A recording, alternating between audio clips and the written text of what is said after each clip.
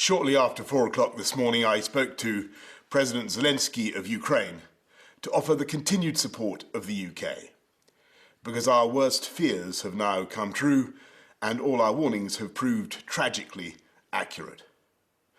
President Putin of Russia has unleashed war in our European continent. He's attacked a friendly country without any provocation and without any credible excuse. Innumerable missiles and bombs have been raining down on an entirely innocent population. A vast invasion is underway, by land, by sea, and by air. And this is not in the infamous phrase, some faraway country of which we know little. We have Ukrainian friends in this country, neighbours, co-workers. Ukraine is a country that for decades has enjoyed freedom and democracy and the right to choose its own destiny. We and the world cannot allow that freedom just to be snuffed out.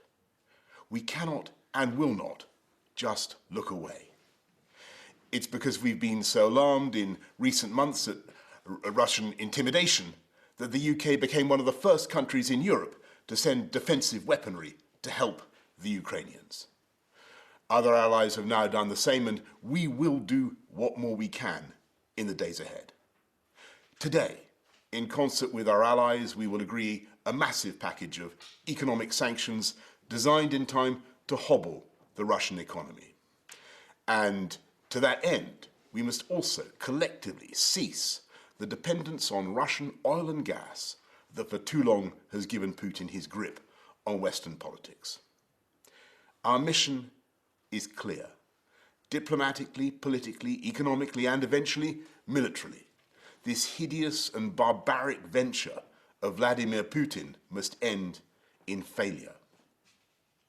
And so I say to the people of Russia, whose president has just authorized a tidal wave of violence against a fellow Slavic people, the parents of Russian soldiers who will lose their lives, I cannot believe this is being done in your name, or that you really want the pariah status it will bring to the Putin regime. And I say to the Ukrainians in this moment of agony, we are with you. We're praying for you and your families, and we are on your side. And if the months ahead are grim and the flame of freedom burns low, I know that it will blaze bright again in Ukraine, because for all his bombs and tanks and missiles, I don't believe that the Russian dictator will ever subdue the national feeling of the Ukrainians and their passionate belief that their country should be free. I say to the British people and all who have heard the threats from Putin against those who stand with Ukraine, we will of course do everything to keep our country safe. We're joined in our outrage by friends and allies around the world. We will work with them for however long it takes to ensure that the sovereignty and independence of Ukraine is restored. Because this act of wanton and reckless aggression is an attack not just on Ukraine, it's an attack on democracy and freedom in Eastern Europe and around the world.